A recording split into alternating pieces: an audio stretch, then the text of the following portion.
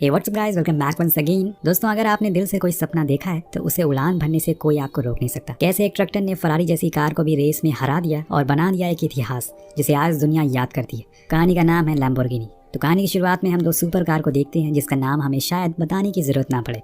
Enzo Ferrari के मालिक और लैम्बोर्गिनी सुपर कार के मालिक दोनों ही एक रोड पर अपनी कार के साथ होते हैं और रेस लगाने के लिए तैयार थे, और अगले ही पल दोनों की कार हवा में धुएं की तरह गायब हो जाती है। अब यहाँ से हम उस समय में आते हैं जब वर्ल्ड वॉर 2 खत्म हो चुका है। बस से उतरते हुए सोल्जर जो जंग से वापस अपने घर इटली आ गए, दोनों ही बहुत खुश होते हैं। फ्लोरेंशियो लैम्बोर्गिनी और उसका दोस्त मैथ्यू दोनों कई साल से एक साथ हैं और अच्छे दोस्त भी हैं। फ्लोरेंशियो सबसे पहले अपनी गर्लफ्रेंड क्लेयर से मिलने के लिए जाता है, जो उसे देखकर बहुत खुश होती है। उसके बाद वो अपने घर जाता है जहाँ उसका परिवार उसे देखकर बेहद ही खुश था, खासकर उसके डैड, क्योंकि उनका बेटा जंग से सही सलामत वापस लौटा है। अब एक दिन जब वो अपने डैड के साथ उनके फार्म पर होता है तो वो उन्हें अपने सपने के बारे में बताता है कि वो एक ट्रैक्टर फैक्ट्री खोलना चाहता है। पर उसके डैड को ये बात सही नहीं लगती क्योंकि इसमें बहुत पैसे लगेंगे जो कि उनके पास नहीं है। लेकिन फ्लोरेंशियो के पास एक प्लान है। वो मैथ्यू के साथ एक कार रेस में हिस्सा लेगा और उसे जीत कर वो उसे पैसे मिलेंगे, और उसे जीत कर जो पैसे मिलेंगे उसकी मदद से वो अपना पहला ट्रैक्टर बनाएगा। फिर उसे बैंक वालों को दिखाकर कुछ लोन ले लेगा जिससे कि उनकी कंपनी शुरू हो जाएगी। पर उसके डैड को ये बात बिल्कुल भी पसंद नहीं आती और इसीलिए वो उसके मुंह पर बोल देते हैं कि तुम इसमें अपना पैसा, अपना वक्त, सब कुछ बर्बाद कर रहे हो। इससे अच्छा है कि आओ हमारे साथ फार्मिंग करो।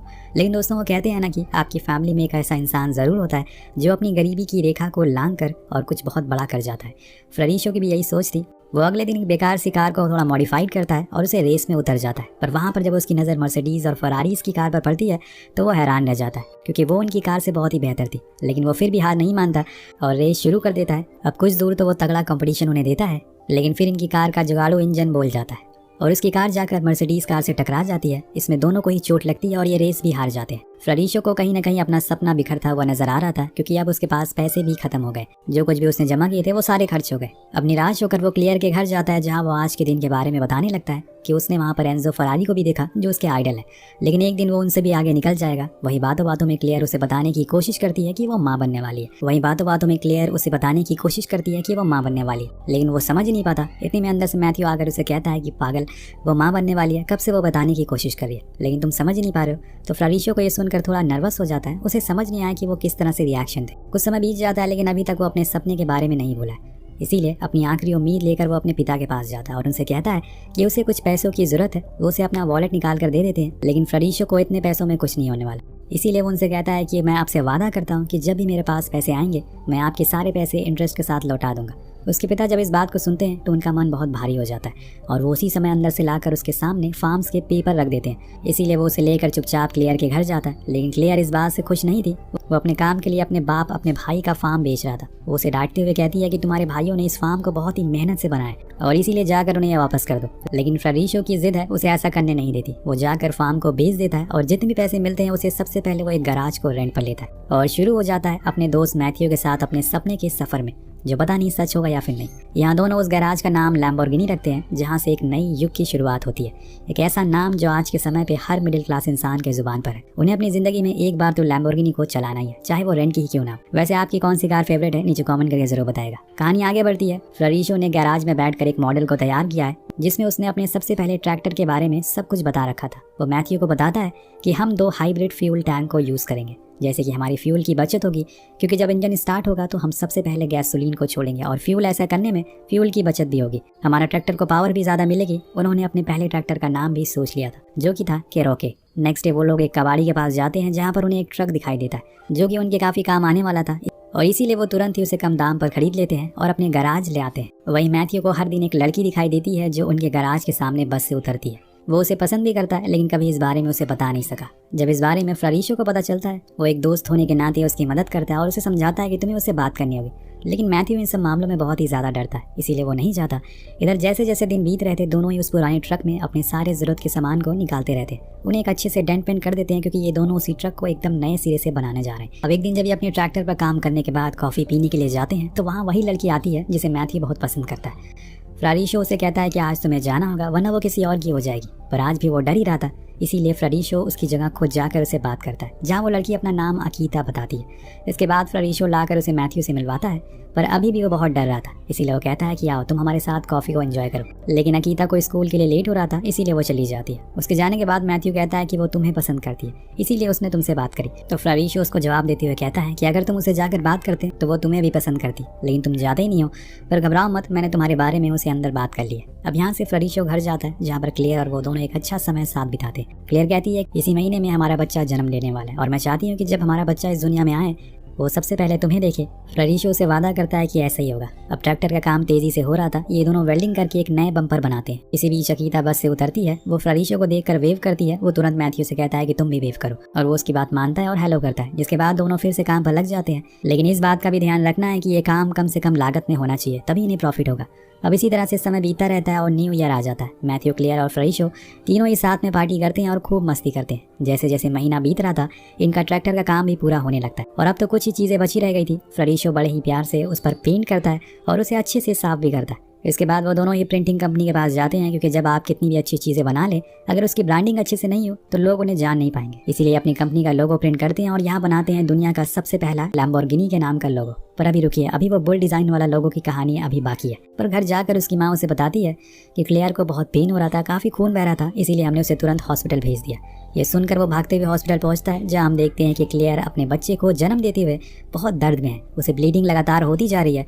वो बार बार फ्लोरिशो को आवाज़ लगाती है, लेकिन वो उस समय उसके पास नहीं था। कुछ ही समय के बाद वो अपने बच्चे को जन्म तो दे देती है, लेकिन वो बच नहीं पाती। जब तक फ्लोरिशो वहाँ पहुँचता है, डॉक्टर उसे बताते हैं कि उसकी वाइफ ने एक बच्चे को जन्म तो दिया है, लेकिन वो इस दुनिया से जा चुकी है। अब ये सुनकर वो पूरी तरह से टूट जाता है और जाकर मरी हुई क्लेयर से गले लग जाता है। वो बहुत रोता है। आज उसे बहुत पछतावा हो रहा था कि काश वो क्लेयर के पास होता। वो इसी गुस्से में जाकर अपने गैराज में सारी चीज़ों को तोड़ने लगता है, क्योंकि वो क्लेयर से किए हुए वादे को भी पूरा नहीं कर सका। यहाँ तक कि वो अपने बनाए हुए ट्रैक्टर को तोड़ने के लिए हथौड़ा उठाता है, पर फिर उसे अपने पिता का चेहरा याद आ जाता है, जिन्होंने अपना फार्म बेचकर उसके लिए पैसों का इंतजाम किया था। कम से कम वो उनका सपना तो तोड़ नहीं सकता, इसीलिए वो रुक जाता है। अब वो अकेला हो चुका, अब वो अपनी ज़िंदगी में अकेला हो चुका था। अगले दिन वो बैंक जाकर वहाँ के मैनेजर को अपने ट्रैक्टर के बारे में बताता है और कहता है कि मार्केट में मिल रहे सारे ट्रैक्टर से मेरे बनाए हुए ट्रैक्टर भी सस्ता है और टिकाऊ है। क्या मुझे इसके बदले में लोन मिल सकता है? मैं और भी ऐसे ट्रैक्टर बनाना चाहता हूँ। अब यहाँ से सीन शिफ्ट होकर पहुँचता है मैथ्यू पर, जो अपने बनाए हुए ट्रैक्टर को साफ कर रहा था, कि तभी उसके पास फ्लोरिशो आता है और उसे एक पेपर देता है, जिसके पढ़ने के बाद उसकी खुशी का कोई ठिकाना नहीं था। दरअसल बैंक वाले मान गए थे इन्हें लोन देने के लिए। वहीं फ्लोरिशो के पिता उसके बच्चे को अपने पास रख लेते हैं ताकि वो उसका अच्छे से ख्याल रख सके। अब पैसे मिलने की खुशी में दोनों एक रेस्टोरेंट में जाते हैं, जहाँ पर मैथ्यू को फिर से अकीता दिख जाती है। वो उसे देखकर बहुत ही ज्यादा शर्माने लगता है, तो उसका दोस्त कहता है कि अगर ऐसा ही चलता रहा तो वो किसी और की हो जाएगी, इसीलिए मैं बाहर जा रहा हूँ, तुम जाकर उससे बात करो। अब फ्लोरिशो बाहर चला जाता है, लेकिन उसकी आंखों में आंसू थे। वो लोन मिलने से वो बहुत खुश तो था, लेकिन साथ में दुखी भी था, क्योंकि उसकी कामयाबी को देखने के लिए उसकी पत्नी उसके साथ में नहीं है, क्लेयर। उसे की याद में वो एक कोने में बैठकर सिगरेट पीने लगता है कि तभी वहाँ पर अकीता आती। उसे ऐसे उदास उसके पास बैठ जाता, तो फ्लोरिशो पूछता है कि क्या तुमने मेरे दोस्त से बात की? वो कहती है कि हाँ, लेकिन वो मुझसे नजरें तक नहीं मिला पा रहा है। तो वो कहता है कि तुम्हें उसे थोड़ा और वक्त देना चाहिए। लेकिन अकीता कहती है जिसे मैं ढूंढ रही हूँ वो तुम हो, ना कि तुम्हारा दोस्त। वो ये बोलकर उसके और करीब आ जाती है, जिससे फ्लोरिशो समझ जाता है कि वो मैथ्यू को नहीं बल्कि उसे पसंद करती है। अब दोनों को ऐसे करीब बैठे हुए मैथ्यू बालकनी से देख लेता है। उसे लगता है कि फ्लोरिशो ने उसे धोखा दिया है, और जब वो उससे मिलता है तो उसे आज पहली बार ऊंची आवाज में चिल्लाते हुए कहता है कि तुम्हें शर्म आनी चाहिए, कुछ दिन पहले ही तुम्हारी पत्नी की मौत हुई है और आज ये तुम कर रहे हो, तुम मुझसे शुरू से धोखा दे रहे हो। पर फ्लोरिशो का कहना था कि वो तो बस अपने बच्चे के लिए एक माँ ढूंढ रहा है, और जैसा वो सोच रहा है वैसा कुछ नहीं है। लेकिन मैथ्यू चुप नहीं होता और बोलता ही रहता है, जिसके जवाब में वो फाइनली कह देता है कि माफ करना दोस्त, वो लड़की तुम्हें नहीं बल्कि मुझे पसंद करती है। ये सुनते ही मैथ्यू उसे एक जोरदार थप्पड़ मारता है और बोलता है कि आज से कंपनी में 25% मेरा होगा, जिसके बाद वो अपनी कार लेकर चला जाता है। इसके बाद कहानी कई साल आगे बढ़ जाती है। हम एक नए दौर में आ जाते हैं, जब फ्लोरिशो ने अपने गैराज को एक कंपनी में तब्दील कर दिया है। वो अब बहुत बदल गया है, उसके कपड़े वगैरह सब कुछ चेंज हो गए। उसे हम कुछ केक लेते हुए देखते हैं, जिन्हें लेकर वो अपनी लैम्बोर्गिनी ट्रैक्टर फैक्ट्री में जाता है और सभी वर्कर को खिलाता है, साथ में अपनी सेक्रेटरी अकीता को भी, जो कि अब उसकी वाइफ भी है। वो उसे कहती है कि तुम्हारा बेटा स्कूल में फेल हो गया, तुम्हें उस पर ध्यान देना चाहिए, तुम्हारी वजह से वो अपनी पढ़ाई पर मन नहीं लगा रहा। तो फ्लोरिशो अपने बेटे से मिलने जाता है और उसे फेल होने की खुशी में एक ब्रांड न्यू बोर्ड देता है, जिसे देखकर उसका बेटा सोच में पड़ जाता है कि आखिर फेल होने पर कौन प्रेजेंट देता है। उसके डैड कहते हैं जब तुम इस बोर्ड को चलाओगे तो तुम्हें एहसास होगा कि तुम्हें ये फेल होने पर मिली है, जिससे कि तुम्हें शर्मिंदगी महसूस होगी और तुम और मेहनत करोगे। हाँ, अगर तुम अगले साल अच्छे मार्क्स लाए तो मैं फरारी गिफ्ट करूंगा तुम्हें, और वो तुम्हें पास होने का एहसास दिलाएगी। दरअसल अभी तक लैम्बोर्गिनी बस ट्रैक्टर ही बनाती आ रही है, उन्होंने कार की दुनिया में कदम नहीं रखा है, पर जल्दी ही वो समय भी आने वाला है। एक दिन बॉब नाम का आदमी फैक्ट्री में जॉब के लिए आता है और फ्लोरिशो को अपनी फरारी ठीक करते हुए देखकर पूछता है कि तुम ये क्या कर रहे हो? तो बताता है कि मेरे पास 7 फरारी है, लेकिन सभी के क्लच में प्रॉब्लम हो रही है। मैं इसलिए वो खुद के लैम्बोर्गिनी ट्रैक्टर से क्लच को मॉडिफाई करके फरारी के अंदर लगा देता हूँ, जिसे देखकर बॉब काफी हैरान होता है क्योंकि इतना दिमाग मज़राती ओनर के पास भी नहीं था जहाँ पर वो पहले काम किया करता था। वो फ्रारिशो से कहता है कि क्यों ना तुम फरारी के साथ कोलैब करो, उसे भी ये आइडिया सही लगता है। इसीलिए अगले दिन वो एंजो फरारी के घर के बाहर जाकर उसका वेट करने लगता है। जब वो आता है तो वो खुद को लैम्बोर्गिनी ओनर के नाम से इंट्रोड्यूस करता है, जिसके बाद वो बताना शुरू करता है कि कैसे उनकी फरारी कार्स की दुनिया की सबसे बेहतर कार है और उसके पास खुद 7 फरारी है। लेकिन वो उनके क्लच से बहुत परेशान है। उसके पास एक आइडिया है, क्यों ना उसके लैम्बोर्गिनी के क्लच सिस्टम को अपनी कार को इंस्टॉल करे, जिससे कि उसकी कार और ज्यादा तेज हो जाएगी। वो पार्टनरशिप का हाथ बढ़ाता है, लेकिन एंजो ये कहकर उसे मना कर देता है कि वो एक किसान का बेटा और उसी जगह ट्रैक्टर के साथ खेतों में है, ना कि रेस में। अब फ्रारिशो फिर से ट्राई कर और इस बारी वो उसे ये कहकर धुतकार देता है कि वो अनपढ़ लोगों के साथ डील नहीं करता। अब एंजो को इस बात का दूर दूर तक कोई आइडिया नहीं है कि आने वाले समय में खेला होने वाला है। अब कुछ दिन बाद जब फ्रारिशो अपनी फैमिली के साथ एक पेंटिंग एग्जीबिशन में होता है तो वहाँ उसे एक बुल की पेंटिंग दिखाई देती है, जिसे देखकर वो सोचने लगता है क्यों ना वो एक ऐसी ही कार बनाए जो बुल की तरह स्ट्रांग हो और चीते की तरह तेज हो। और इसीलिए फैक्ट्री जाते ही वो एक कार के मॉडल को तैयार कर और फिर फरारी, मज़राती, एस्टन मार्टिन जैसी कंपनीज के चीफ इंजीनियर को बुलाता है। उन्हें वो मॉडल दिखाकर पूछता है कि ये कितने दिन में बनकर तैयार हो जाएगा। वो कहते हैं कि कम से कम 6 महीने, लेकिन इसके सारे पार्ट हमें बाहर से लाने होंगे क्योंकि जो आपने बताया वो यहाँ नहीं मिलते। अब वो मजबूर था क्योंकि उसने आने वाले जेनेवा GT प्रिक्स में अपनी कार को रेस में दौड़ाना था, जिसके लिए वो कुछ भी कर सकता है। घर आने पर जब इस बारे में वो अकीता को पता चलता है तो उन दोनों में फिर से बहस हो जाती है क्योंकि उसे उसका ये आइडिया पसंद नहीं था। उसका कहना था कि अगर वो इस चीज में फेल हो गया तो उसका सब कुछ बर्बाद हो जाएगा, वो कंगाल हो जाएगा, वो लोग रोड पर आ जाएंगे। लेकिन फ्रारिशो उस पर चिल्लाते हुए कहता है कि मैं और लोगों की तरह नॉर्मल नहीं हूँ, मुझे सबसे आगे निकलना है, चाहे इसके लिए कुछ भी क्यों ना करना पड़े। पर अकीता उसकी बातों से कतई सहमत नहीं थी क्योंकि उनका पहले से ही ट्रैक्टर और एयर कंडीशनर का काम अच्छा चल रहा था। फिर ये क्यों, उसे अपने लोगों की जरा भी फिक्र नहीं थी और इसीलिए वो खुद ही कंपनी की सेक्रेटरी से रिजाइन दे देती है और चली जाती है। लेकिन आपको तो पता ही है कि फ्रारिशो जिद्दी आदमी है, उसने जो एक बार सोच लिया वो उसे करके रहेगा, भले ही उसमें फेल ही क्यों ना हो जाए। कुछ महीने के बाद सारे पार्ट को मंगा लिया जाता और एक बंदे ने आउटर एरिया का डिजाइन भी बना लिया था, पर वो फ्रारिशो को पसंद नहीं आता। इसीलिए वो उसे कहता है कि तुम इसमें कुछ चेंजेस करो। उस इंसान के मुताबिक ये बिल्कुल सही था, लेकिन फ्रारिशो अभी भी मना करता है, इसीलिए वो वहाँ से चला जाता है। वहीं जिस इंजन को ये लोग अपनी कार में लगाना चाहते हैं वो बहुत ही ज्यादा बड़ा है, जिसकी वजह से कार का बोनट बंद नहीं हो सकेगा। जब इस बारे में फ्रारिशो को पता चलता है तो वो जाकर उन लोगों से मिलता है और बताता है कि हमें इंजन के कार्बोनेटर को हॉरिजॉन्टल लगाना होगा, तभी ये काम होगा। जिसके बाद वो उस डिजाइनर से भी मिलता है जिसने डिजाइन बनाया था और उसे समझाता है कि तुम मेरे लिए एक नया डिजाइन बना दो, वो सही नहीं है, एक आखिरी बार ट्राई करो। अब वो मान जाता है और इस बारी जिस डिजाइन को वो बनाता है वो फ्रारिशो को बहुत ही ज्यादा पसंद आता है। ये दूसरी बारी था जब फ्रारिशो को इतना सुकून मिला था, पहली बारी जब उसने ट्रैक्टर को बनाया था। अब यहाँ से वो एक बंदे के पास जाता है जो लोगोस बनाता है क्योंकि उसे अपनी कार के लिए एक नया लोगो चाहिए था। वो एक बुल की तरह लोगो बनाना चाहता था और जिससे वो सामने वाला इंसान बहुत ही खूबसूरती से बनाकर उसके सामने पेश करता है और कुछ इस तरह से बनता है वो लोगो जिसकी आज दुनिया दीवानी है। वो लोगो उसके रुतबे को दर्शाता है और उसने खास कहकर इस लोगों को पूरा गोल्ड से बनवाया था क्योंकि अभी उसके पास पैसों की कोई कमी नहीं है। वक्त बदल चुका और ये वक्त उसकी जिद ने बदला है। वो खुशी में एक पार्टी रखता है, इसमें उसकी कंपनी के सभी लोग मौजूद थे, पर उस पार्टी में फ्रारिशो बोर हो गया था। इसीलिए वो अपनी नेक्स्ट कार का कॉन्सेप्ट डिजाइन एक टिश्यू पेपर पर बनाना शुरू कर देता है।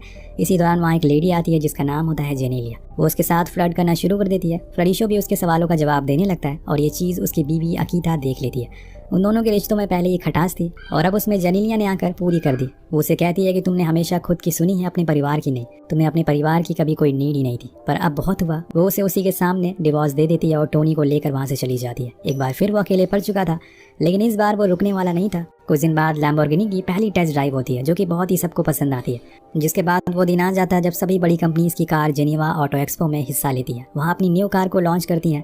फ्रारिशो भी अपनी कार के साथ वहाँ मौजूद था। वो जेनेलिया के हाथ से एंजो को एक पेपर जाकर देने को कहता है जिसमें वो बहुत बुरी तरह से उसकी कंपनी की बेइज्जत करता है। और इधर जब पर्दा हटता है तो सभी के होश उड़ जाते हैं। लैम्बोर्गिनी को देखकर फ्रारिशो फरारी के ऊपर एक और टॉन्ट मारते हुए कहता है कि अगर तुम्हें अमीर दिखना है तो तुम्हें फरारी लेनी चाहिए, लेकिन अगर तुम सच में अमीर हो तो तुम्हें लैम्बोर्गिनी खरीदनी चाहिए। ये सुनकर एंजो को बहुत गुस्सा आता है पर वो कुछ कहता नहीं। हम उस समय को देखते हैं जब पेट्रोल के प्राइस बहुत ही ज्यादा बढ़ गए थे, जिस वजह से लैम्बोर्गिनी बर्बाद होने लगती है। फ्रारिशो टीवी में देखता है कि उसे पता चलता है कि उसके वर्कर ने स्ट्राइक कर दिया है क्योंकि उन्हें टाइम से सैलरी नहीं मिली है। उसे कुछ समझ नहीं आता कि वो क्या करे, इसीलिए वो टोनी से मिलने के लिए जाता है जिससे कि अब बच्चे भी हो गए हैं। वो उसे बताता है कि अब इस कंपनी को बेच रहा है जिसमें 50% मैं तुम्हें दूंगा और आधा अपने भाइयों को जिनका फार्म बेचकर मैंने ये सब बनाया। पर टोनी कुछ नहीं कहता और उसे अकेला छोड़कर चला जाता है। अब 2 महीने बीत जाते हैं, सब कुछ नॉर्मल हो चुका था। पेट्रोल के प्राइस अब फिर से लो हो गए थे। अब फ्रारिशो ने अपनी नेक्स्ट कार बना ली है, उसके गैराज में खड़ी है और वो उसमें बैठकर एक लॉन्ग ड्राइव के लिए निकल जाता है। यहाँ पर हम उसी सीन को देखते हैं जो कहानी की शुरुआत में देखा था। फरारी और लैम्बो दोनों के ओनर थे, वो रेस लगाते हैं, पर इस बारी फ्रारिशो कार को आगे नहीं बढ़ाता। अब हमें कुछ साल बाद का सीन दिखाया जाता है। उसने अपना फार्म वापस खरीद लिया है, वो अब उसमें अंगूर की खेती कर रहा है। वहाँ खड़े होकर बहुत ही इमोशनल हो जाता है, क्योंकि कामयाबी के रास्ते पर चलते चलते वो आज एकदम अकेला हो गया। उसने अपनी ज़िंदगी में बहुत सारे लोगों को खो दिया है जो एक समय पर उसके साथ थे, उसके करीब थे।